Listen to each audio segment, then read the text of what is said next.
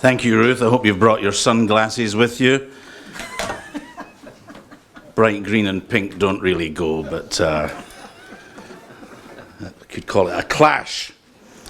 What I'd like to speak to you today is about the situation in Scotland, which I believe is broadly misunderstood by the mainstream media in London. And I hope that that will then give those who hear what I've got to say some encouragement that voting for Brexit will not split up the UK. Because there is a line of thought that says that. So I want to talk about the Scottish case for Brexit. Firstly, I'd like to posit the idea that there is a winning case both for nationalists and for unionists. And that's very important. Because if the public in Scotland are to vote in large numbers for Brexit, then let's be honest, we need to win a large number of nationalist votes, such as the disposition at the moment.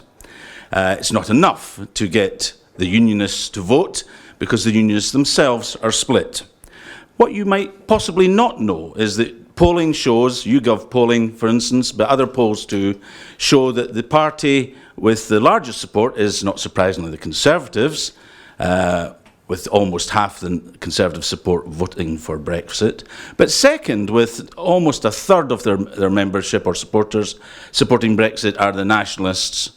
And for the Labour Party, their support is in fact about a quarter in favour of Brexit. So if you look at the figures, winning nationalist hearts and minds is far more important than winning the half of the Conservatives, which would only give you 9%. Whereas if you can win a third of something like 75, then you're almost at 50% itself. So you begin to see that you have to construct in the case the arguments for nationalists to support Brexit as well as unionists. And the positive case then is that there will be many powers given to the Scottish Parliament on the UK leaving the EU. And those powers, interestingly, will go to the Scottish Parliament irrespective of whether Scotland remains in the Union or chooses to leave. So, for instance, and you may have heard this in regard to other parts of the UK, policies and management on fishing, policies on management on agriculture, policies and management on trade and industry, such as support for the steel mills that have been closed. These are the sort of things that would go automatically to Holyrood for Holyrood to decide what the policy should be. So the management of fishing grounds in what are termed as the Scottish waters, just as fishing grounds in Northern Irish waters, would be managed from Scotland, from Holyrood. Now that is a prize. A worthy prize for nationalists as well as for unionists to say that they could revive an industry that was decimated by joining the EU. So it's possible to construct and not necessarily share platforms, but share arguments across parties about the benefits. Similarly, there are risks to staying in. This might be termed the project fear aspect. There's always that with every campaign. But I posit again the idea that there are risks in staying in the EU that are so seldom talked about. What is the vision for the EU in 5 years? Think back where the EU was 5 years ago. What is the vision for the EU in 10 years? And think where we were with the EU 10 years ago. And you can begin to see by explaining that there are clearly risks down the road that Scotland would need to think about that too, and not just think that in fact Britain leaving the EU would be a problem. So I want to tell you about some of these developments and how they're working. The threat of Britain leaving has been put out there, first by Nick Clegg in September, and that was of course because Nicola Sturgeon had been sabre-rattling, as I call it, in talking about there being a trigger. That if Scotland voted to stay in the UK, but the rest of the UK voted to go out of the EU and took Scotland out, as she says, against its will, then that would be a trigger. So no sooner had she said that than Nick Clegg was saying in September a vote to leave the EU would be a vote to break up the UK. This was repeated by William Hague on a number of occasions. It's been repeated by Tony Blair. But I have to say, this has been fairly glib, because what they actually are saying is that they are taking Nicola Sturgeon on face value. And that's a very dangerous thing, because Nicola Sturgeon actually was simply trying to create a grievance culture, as is the nationalist approach, to say that we don't want to leave the EU and we may be taken out against our will. Now, of course, London could be taken out against its will. Who's to say London, the Greater London, will vote to stay, vote to leave the EU? There's every possibility it might take a different view from the rest of the UK. But nobody would think to say, well, then London should have a veto. And similarly, I would argue, neither should Scotland. It's a nonsense. But that said, the BBC, and you might like the fact that it's the BBC did some digging. And John Pienaar interviewed a number of people, and he established that what in fact Nicola Sturgeon was saying was that whilst it might be a trigger, it would require clear and consistent evidence that it led to support for a second referendum. So in itself, the idea that there was a disparity in votes would trigger a second referendum is not what she's saying. What she's saying is if it creates a bandwagon, if it creates a snowball, if it creates grievance, which of course she will try and stir up, then there could be a second referendum. And so John Pienaar tried to pin that down. And let me quote in his report from October, which has been completely ignored by William Hague, completely ignored by Tony Blair. A level of 60% support for Scottish independence over the period of a year has been identified as a benchmark in making the decision over a second referendum, senior SNP sources say. So there we have it.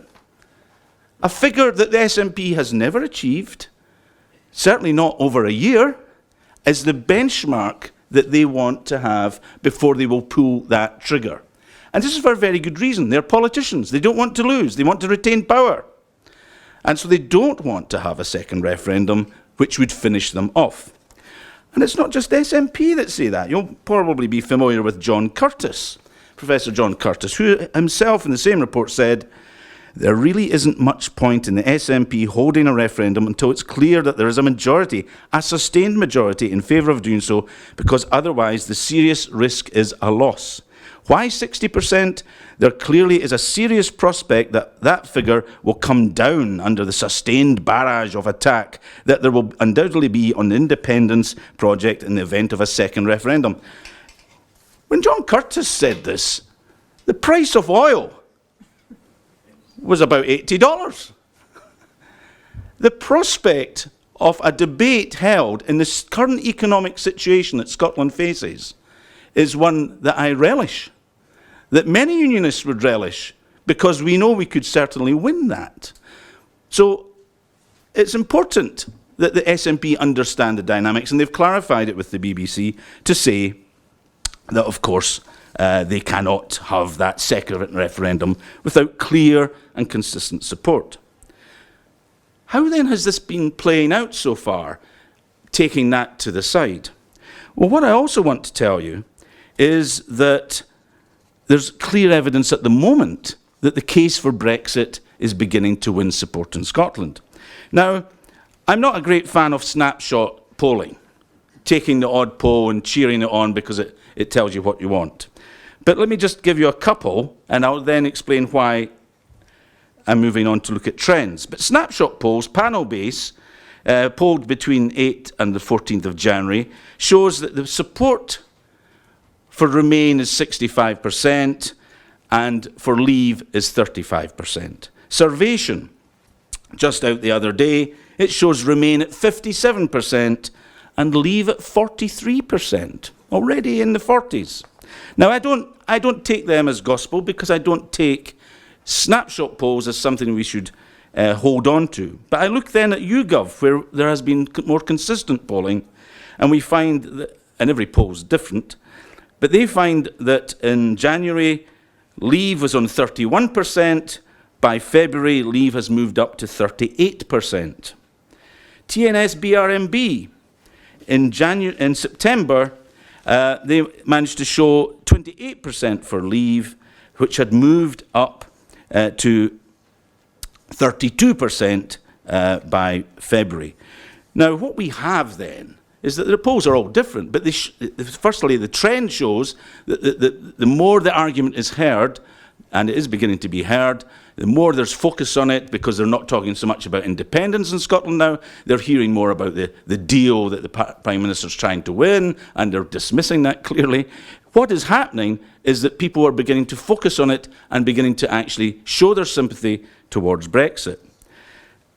It is my view that as the debate develops, and as the campaign starts in earnest and puts the Scottish case, that will be articulated on the benefits to trade, such as having a free trade deal with India, one of the potentially largest markets for Scotch whisky. Once people begin to understand the benefits such as fishing, such as being able to pay our farmers on time and have a farming programme tailored for Scotland, then it will become far more attractive and far more seductive.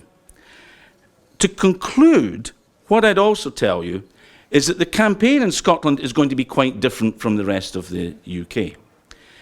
I've been to Scotland and spoken to a number of the people that are interested in taking part in this, including nationalists such as Jim Sillars. And what is clearly going to happen is they have learned from the national campaigns that were held for the independence referendum. There will be no Yes Scotland or Better Together, pulling everybody from all the parties together. They have learned that the smarter thing is for the individual party groups to speak to their own audiences. So nationalists won't be sitting on the same platform with other Conservatives being called tartan Tories. They're smarter than that now.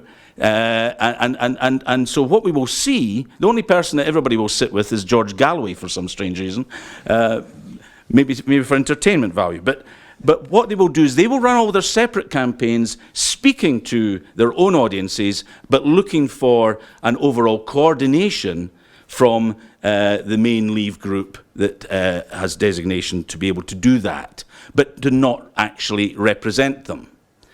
So I'm very hopeful that lessons have been learned from the past referendum, that as we see the debate take place, as we see the Scottish case articulated, and it's one that can be very attractive because it gives Scottish politicians power, it gives Scottish people a say and can make policy accountable to them because they've no accountability to Brussels, but they could have accountability to Edinburgh as well as the national accountability to London, that this will become more attractive and that the polls will begin to continue that trend and take the 30% into the 40%, possibly even get that magic number of 45%. And if that happens, then the sabre-rattling of Nicola Sturgeon in saying it would trigger that the differential, the difference between Scotland and England would trigger a second referendum will be seen to be completely false. So that tells you that any unionist, be it in England or indeed in Scotland, that thinks they should vote to stay in to save the union is actually taking the wrong policy. They should vote to take Scotland out so that the vote is closer to the norm in the rest of the UK. Thank you very much.